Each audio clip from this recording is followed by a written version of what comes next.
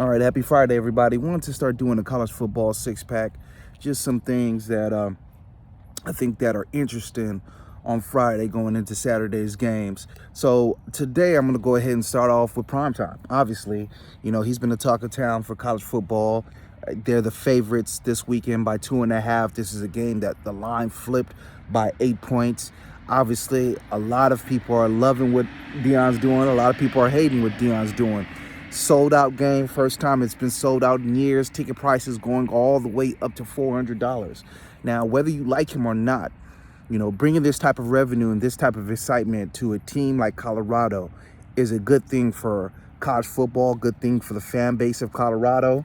It's a beautiful city, pretty affluent state. I think this could change things for Colorado just in general, and I wouldn't be surprised if Deion stays there longer term. But another thought that I actually had also is that this is one of the most bet games of the week, where a lot of the money is going on Colorado.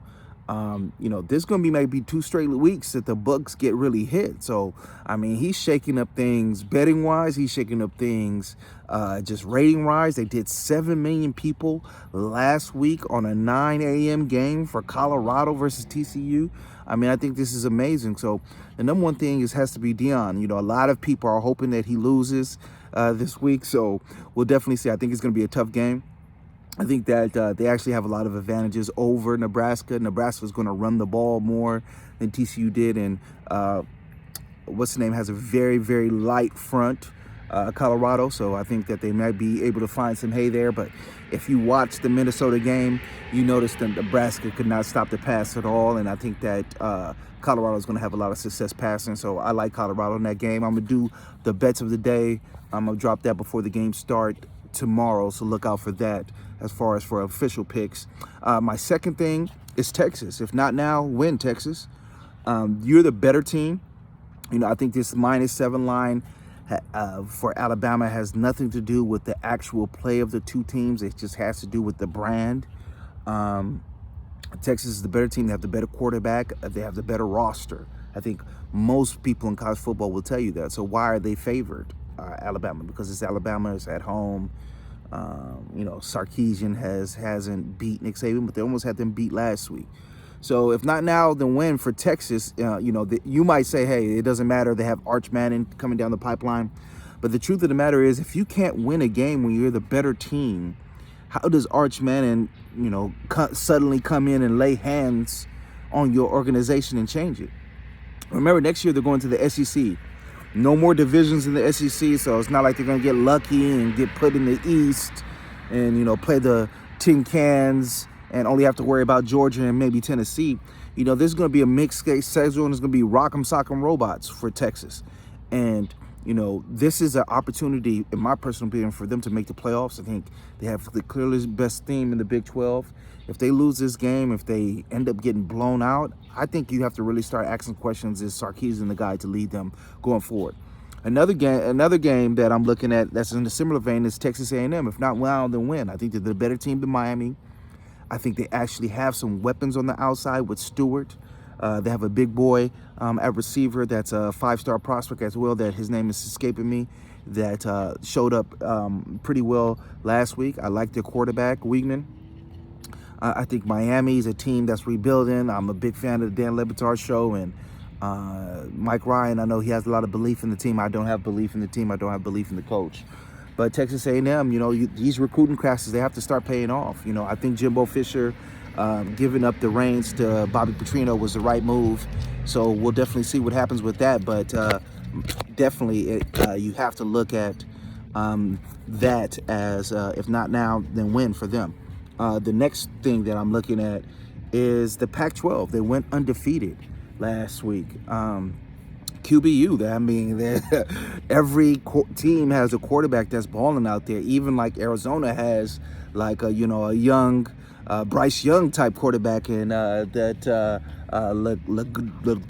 I forget, Legetta or something like that. But this week, there's tougher opponents. Let me look at the Arizona State plays OK State. Arizona plays Mississippi State. Washington State plays Wisconsin. Cal plays Auburn. If they go undefeated again, I think people are going to realize what I realized, and I said this other day in front of my friends, and people looked at me crazy. The Pac-12 is the best conference in college football. It's ironic that the year that they're going to disband it, that this happens, but I think Pac-12, their top teams would beat the SEC's top teams, the Big Ten's top teams, the Big 12's top teams. The Pac-12 is the best conference in college football. And I think all these games that I would not be surprised if they win all of them. So that's something to look out for. The next thing that I have on my list here is another week, and you have LSU playing Grambling. You have Clemson playing Charleston Southern, Tennessee playing Austin Peay, Penn State playing Delaware, Oregon State playing UC Davis. I say that to say this. You hear a lot of people who are complaining about the new age of college football saying things like, what about the rivalries? Now, instead of scheduling teams like this and scheduling the Plumbers Association of Idaho, why don't you schedule some real teams? This is a perfect opportunity to schedule rivalry games. As we expand to 12 teams next year in the playoffs, there's no more excuses to be hiring the Electricians Association of Wyoming. Play real teams. If a team that's your rival is not in your conference, instead of scheduling Austin Peay, instead of scheduling these other small schools, schedule them. And this is multiple weeks. This is Penn State's second week playing a tin can team. So, there's no more excuses now, especially as it goes to 12 teams. Schedule your rival. If the rivalry means that much to you and your fans, schedule them. And then finally, Lane Kiffin. I was disappointed in my boy Lane. He's always been an iconoclast. He's always been someone that's looked at things in a very holistic way, been pro player.